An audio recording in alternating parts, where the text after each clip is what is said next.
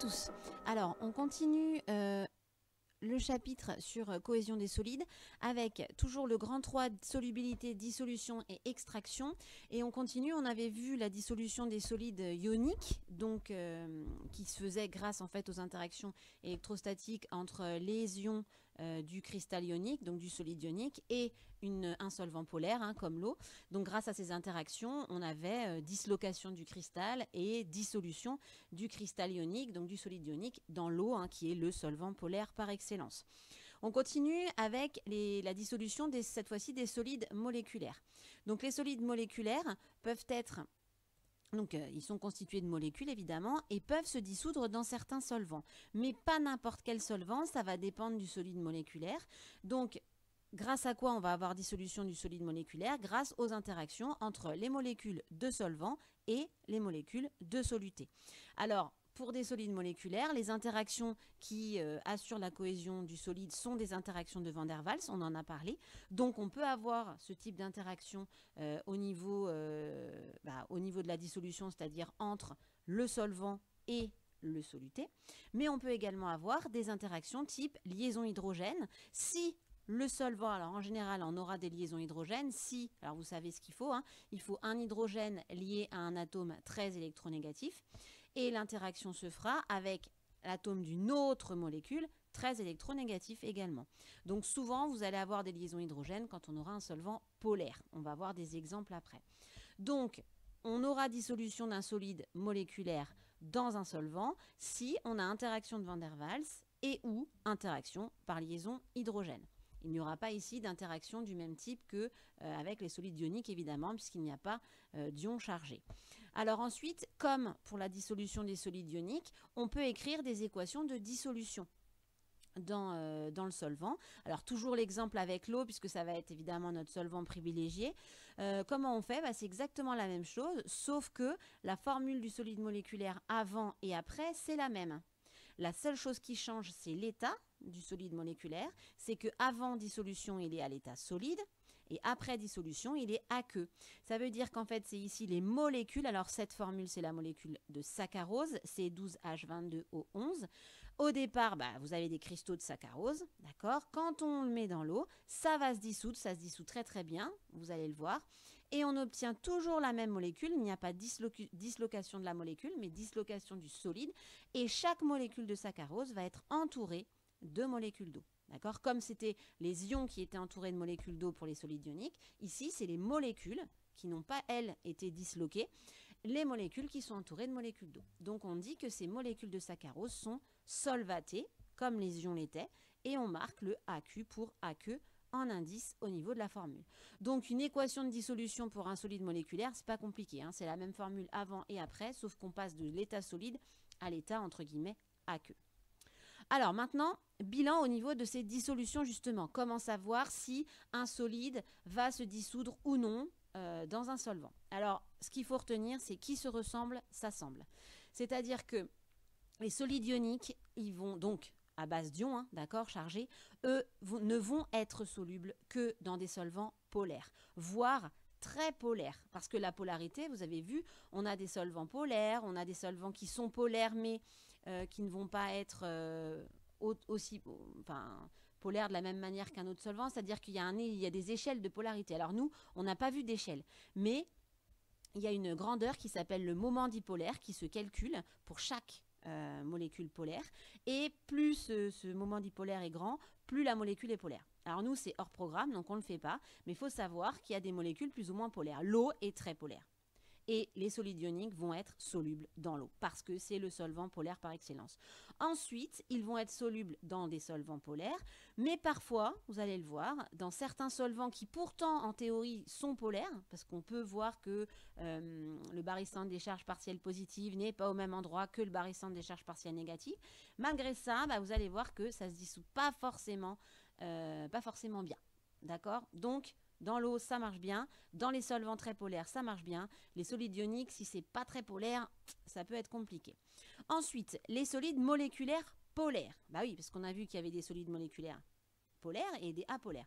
Les solides moléculaires polaires vont être solubles dans les solvants polaires. D'accord? C'est logique, puisque ce sont les mêmes interactions qui vont intervenir. D'accord? Dans les solides moléculaires polaires, bah, on a des pôles plus, des pôles moins. Dans les solvants polaires, des pôles plus, des pôles moins. Donc, vous voyez bien ce qui va se passer. Interaction entre le pôle plus du solvant et le pôle moins de la molécule, et inversement, évidemment. Donc, des interactions type Van der Waals, évidemment, mais également interactions type électrostatique et souvent liaison hydrogène. Ensuite, bah, les derniers, les solides moléculaires apolaires, donc qui ne sont pas du tout polaires, pas de pôle plus, pas de pôle moins, ben, eux vont être solubles dans des solvants apolaires. Et là, les interactions qui vont intervenir sont des interactions type Van der Waals. Et c'est tout. Voilà. Donc, si vous retenez ça, vous en sortez toujours. Avec des nuances, évidemment. Il ne faut pas être trop carré parce que, enfin, il faut être rigoureux, mais il faut faire attention, il y a des nuances parce que je vous dis, dans les solvants polaires, il y a des échelles de polarité. Donc, ce n'est pas blanc ou noir toujours, vous allez le voir. Alors, je vous demandais, en regardant la vidéo de dissolution, puisqu'on ne peut évidemment pas le faire en vrai, de regarder plein de solvants. Alors, dans l'ordre, on avait l'eau, le cyclohexane, l'éthanol, l'acétone, de l'huile de chez vous, et de l'éther de pétrole. Donc l'éther de pétrole, c'est un solvant qui est utilisé, qui est un mélange d'hydrocarbures. Donc c'est un mélange de molécules qui sont uniquement composées de carbone et d'hydrogène avec des simples liaisons seulement. Donc ça, c'est l'éther de pétrole. Et on va prendre comme soluté, alors 2 solutés ioniques, donc 2 solides ioniques, sulfate de cuivre et permanganate de potassium. Et comme solide moléculaire, comme soluté moléculaire, du saccharose, donc votre sucre de table chez vous, et le diode. Alors ça va vous permettre de voir le diode à l'état solide quand vous l'avez comme ça, voir ce qui se passe. Donc, il fallait regarder la vidéo et regarder, cocher, en gros, mettre une croix, quand le soluté se dissolvait, plus ou moins, c'est pas forcément, il se solubilise peut-être pas complètement, mais en tout cas, se solubilise un peu ou complètement dans les solvants qui vous étaient proposés. Alors, si on regarde, voilà, donc vous aviez voilà, les 6 solvants dans l'ordre. Donc l'eau distillée, le cyclohexane, l'éthanol, la propanone, c'est le vrai nom de l'acétone, d'accord, avec sa formule C3H6O. On regardera les modèles moléculaires après. L'huile d'olive, de l'huile d'olive ou une autre huile, ça marche pareil. Et l'éther de pétrole ici. Alors, on va regarder, donc je ne vais pas tout regarder, évidemment. On va regarder pour le sulfate de cuivre. Donc je vais directement à l'endroit où vous avez, voilà, ce qu'il nous faut. Donc voilà le résultat après agitation dans l'ordre. On a mis du sulfate de cuivre, donc solide ionique bleu ici. Alors c'est du sulfate de cuivre pentahydraté. Donc on a déjà parlé de ça, c'est-à-dire que dans le cristal, on a déjà 5 molécules d'eau. Et on agite en rajoutant de l'eau. Donc vous voyez ici, on obtient une solution, une jolie solution cyan. Donc le sulfate de cuivre se solubilise très bien, il n'y a plus de solide en plus ici. Ici, dans le cyclohexane, que dalle, il n'y a rien du tout qui se solubilise. Dans l'éthanol, alors on voit que ça devient un peu flou.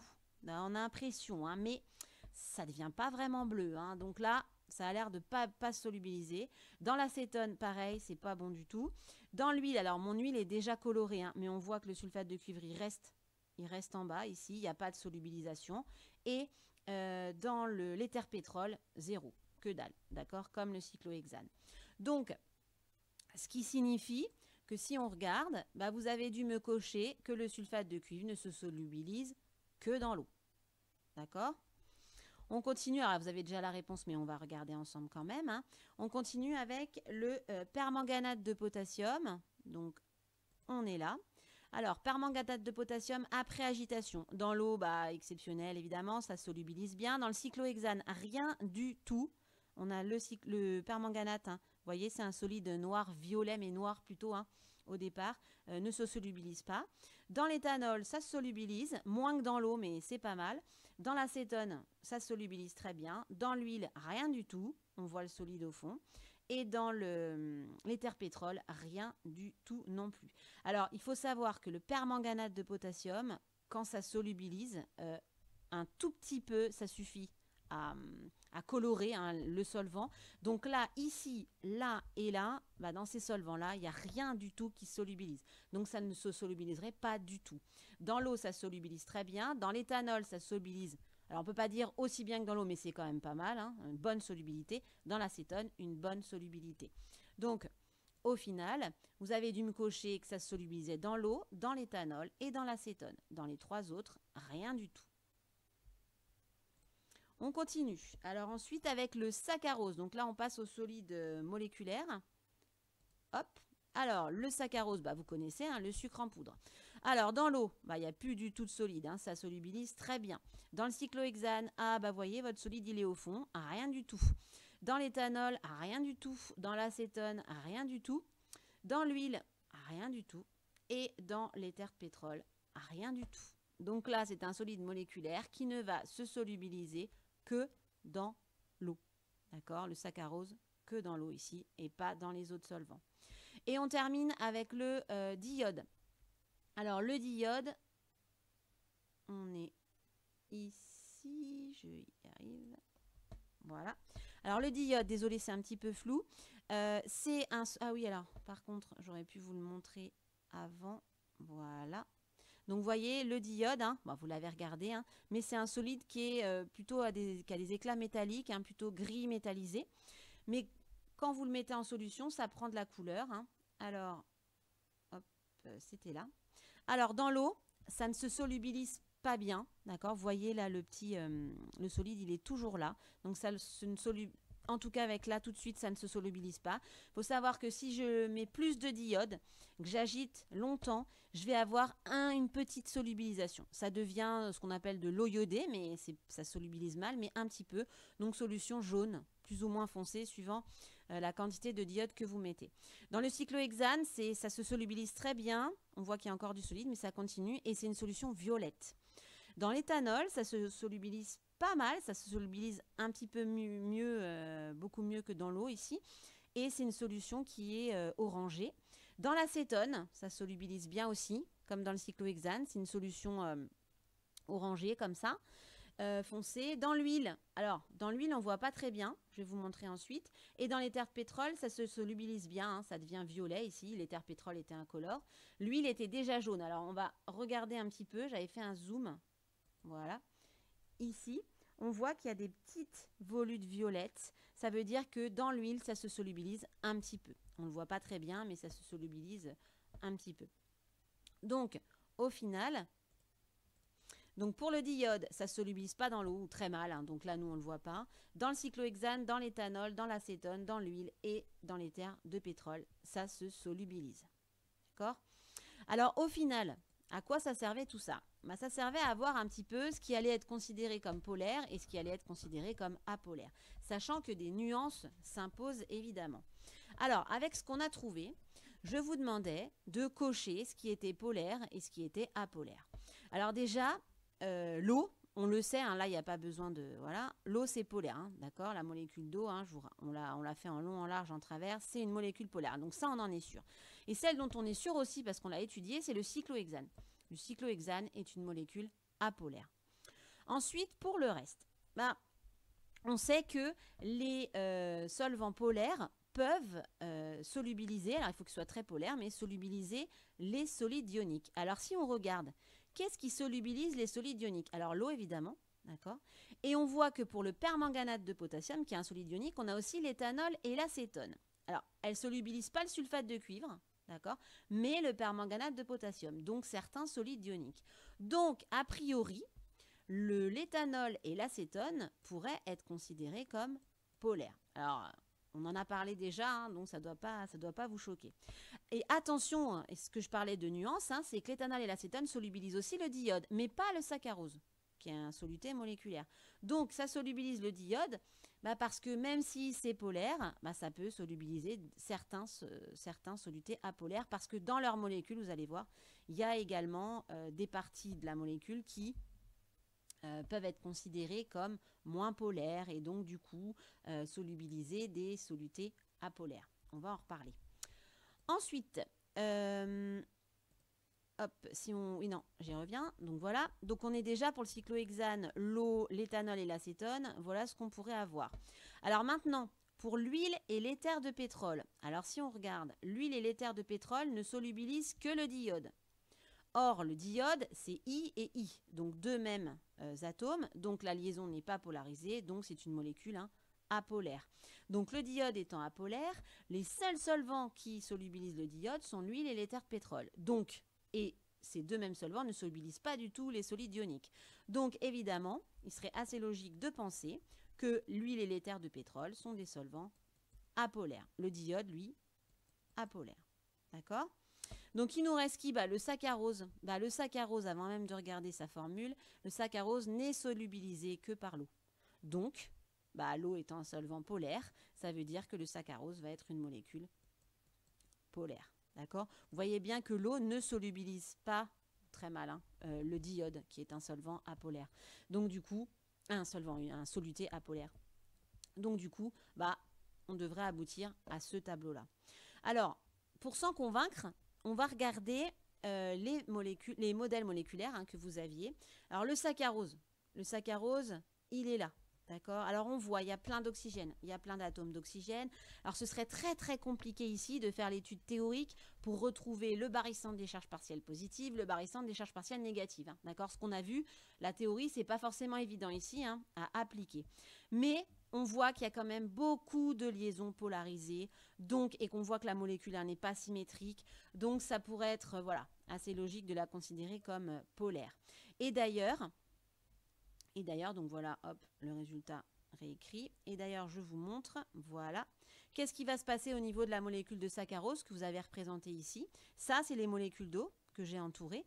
Vous voyez ce qui se passe? Il y a des liaisons hydrogènes qui vont s'établir entre les atomes d'hydrogène de la molécule d'eau et les atomes d'oxygène qui sont très électronégatifs de doublet non liant sur les atomes d'oxygène. Donc, des liaisons hydrogènes qui vont se former partout entre la molécule de saccharose et la molécule d'eau. D'où la solubilité énorme du saccharose, donc du sucre de table, dans l'eau, donc dans un solvant polaire. Donc le saccharose est un soluté polaire, un solide moléculaire polaire qui va solubiliser très bien grâce à ces liaisons hydrogènes dans un solvant polaire comme l'eau. Ensuite, le diode, apolaire, je rappelle, deux atomes diode, il n'y a pas de polarité dans la liaison, il n'y a rien du tout, donc soluté apolaire. L'eau polaire, on en a déjà parlé. Cyclohexane apolaire, pourquoi? Parce que les liaisons CC sont non polarisées, les liaisons CH sont non polarisées également, donc on les considère non polarisées, je rappelle, parce que la différence entre l'électronégativité de C et de H est trop faible. Donc, aucune liaison polarisée dans la molécule de cyclohexane, donc solvant apolaire. L'éthanol, on l'a déjà étudié. Alors l'éthanol, ici, toute cette partie-là, il n'y a pas de liaison polarisée. D'accord? La seule liaison polarisée, c'est la CO ici, hop, et la OH. Donc ici, il y a une polarité de la molécule en théorie, puisque on aurait ici deux delta moins, d'accord? Un delta plus ici et un delta plus ici. Donc on aurait ici le G moins et ici le G+, d'accord? Et donc, vous aurez une différence dans les barycentres et donc la molécule serait polaire. Mais si vous regardez, vous voyez que c'est ici que ça se passe. C'est ici, au niveau de la tête de la molécule, au niveau du OH, que vous avez la charge partielle positive et la charge partielle négative. Donc, toute cette partie-là de la molécule, elle n'est pas polarisée. Donc, c'est pour ça que l'éthanol va à la fois... va être un solvant polaire en toute rigueur, mais va pouvoir aussi solubiliser grâce aux interactions de Van der Waals des solutés qui seraient apolaires, comme le diode. D'accord? Bon, l'acétone, on l'a vu. L'acétone, c'est polaire parce qu'il n'y a que cette liaison-là qui est polarisée. Donc, il y a un delta plus ici, un delta moins ici. Donc, il y a le barycentre des charges moins, barycentre des charges plus ne sont pas au même endroit. Et le côté polarisé de la molécule, il est là. Et donc, pour l'acétone, c'est pareil, parce que ce côté-là, donc pas de liaison polarisée, ce côté-là, pas de liaison polarisée. Donc, cette partie de la molécule, elle, n'est pas polarisée. Donc, l'acétone est un solvant qui est polaire, en toute rigueur, mais qui pourra aussi solubiliser des solutés qui sont apolaires. Donc, attention.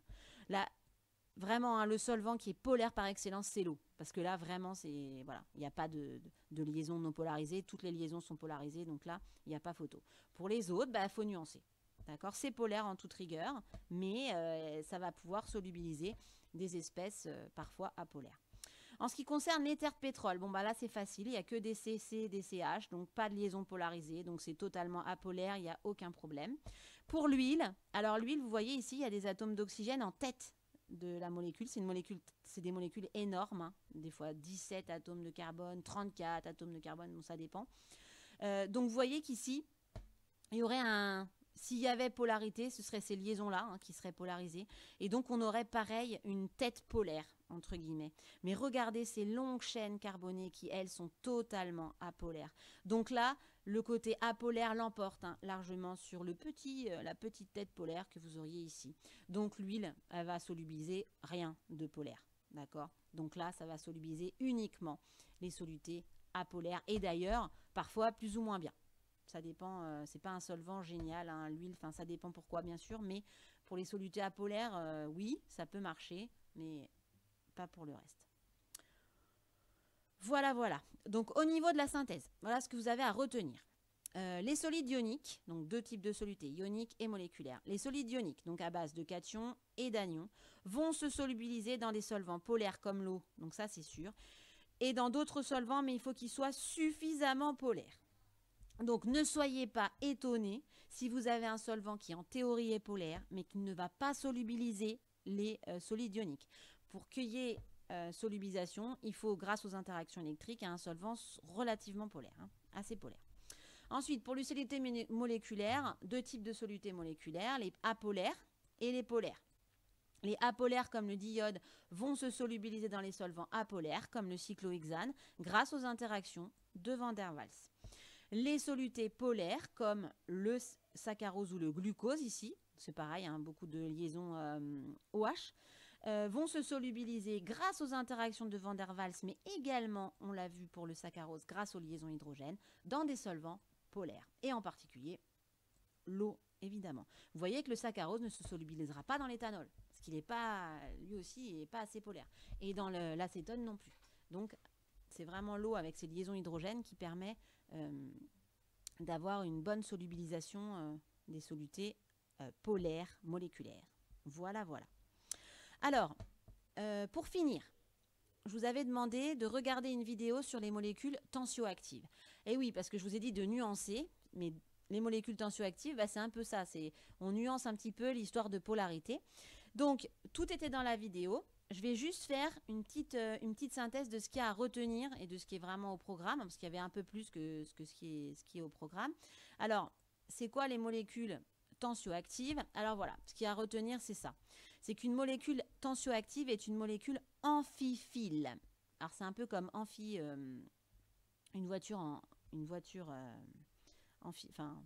amphibien. Ça va aussi bien dans l'eau que sur la Terre.